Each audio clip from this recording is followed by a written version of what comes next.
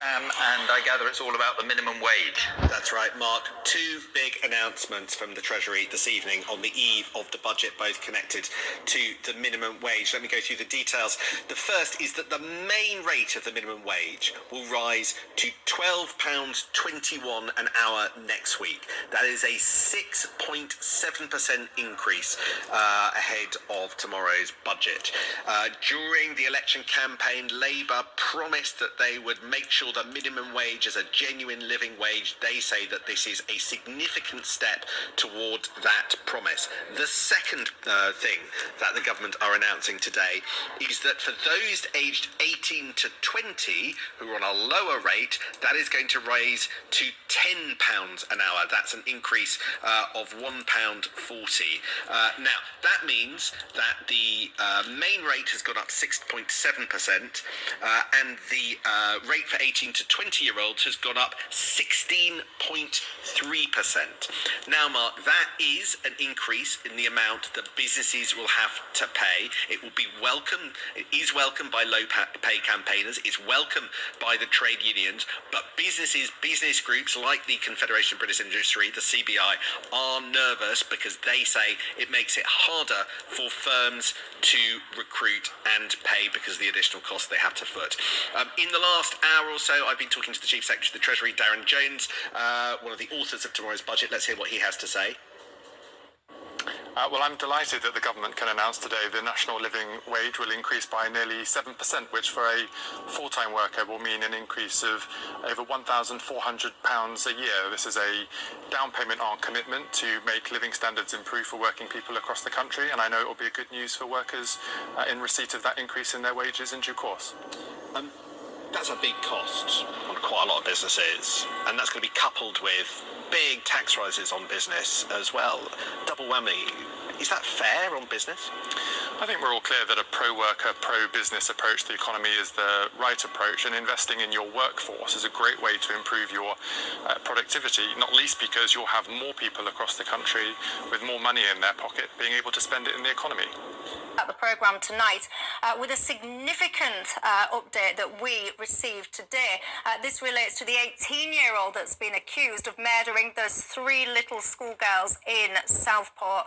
Let me cross to our Home and Security editor, Mark White. He brings us this report from Liverpool.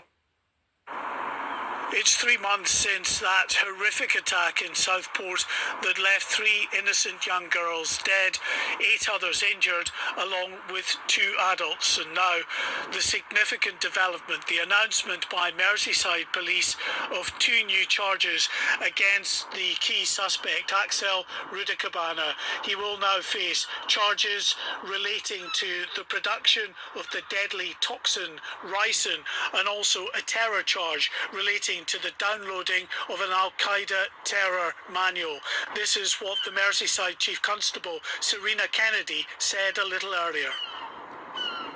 The 2 further offences relate to evidence obtained by Merseyside Police during searches of Axel Rudikabana's home address as part of a lengthy and complex investigation which has been ongoing since the 29th of July.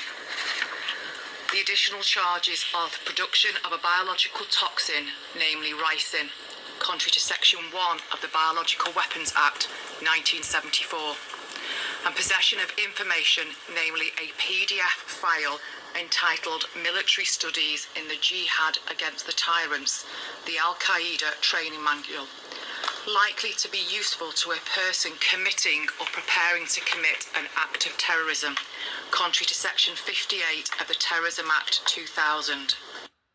Well, the Southport attack led to a great deal of anger and an outbreak of violent disorder in a number of towns and communities in England and Northern Ireland. The Merseyside Chief Constable is calling for calm amongst the public as they absorb the news of these 2 new charges, and is urging the public not to speculate, given that this case is now active. I would strongly advise anyone against speculating as to the motivation in this case. The criminal proceedings against Axel Rudikabana are live, and he has a right to a fair trial.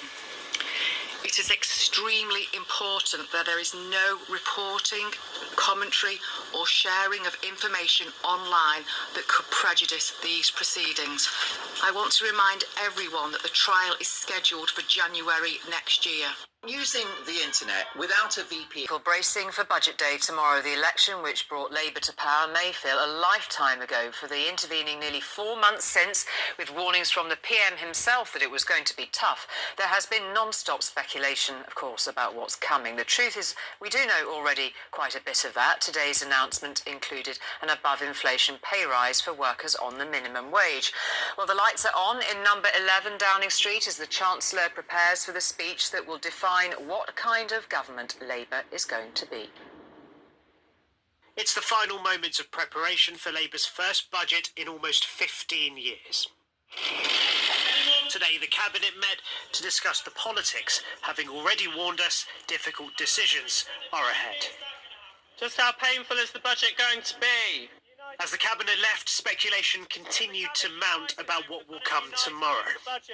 There's rumoured to be around £40 billion in tax rises. Around half of that is expected to come from a potential rise in the rate of employer contributions to national insurance.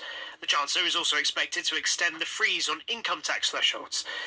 Ministers also haven't denied there could be hikes in capital gains tax, inheritance tax and fuel duty.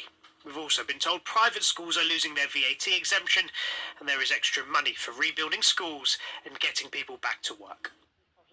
Today, the government announced increases to the national living and minimum wages.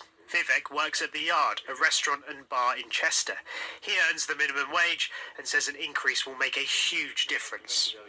I mean, it'll help paying bills such as car insurance, petrol, just getting to work here and there, and it'll give me more of a disposable income as well. The wage increase will just help me be able to meet all those expenses and it'll just make life better. The national living wage for those aged 21 and over will go up next April from £11.44 per hour to £12.21, while for those aged between 18 and 20, the national minimum wage will go up from £8.60 per hour to £10. The Yard, like many businesses, now face the prospect of costs going up, and their manager is worried customers will feel it.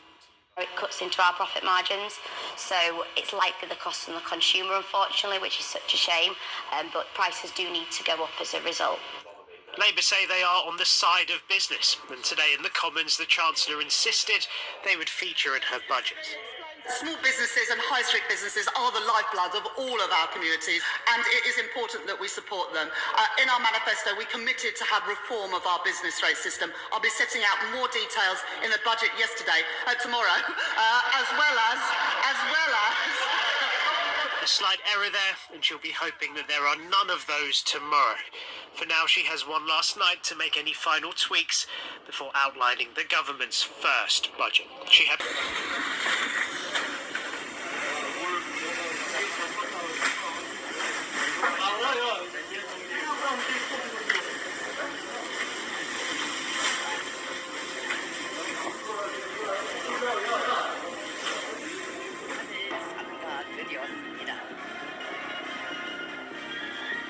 견실한 혁명 정신과 무비의 과학적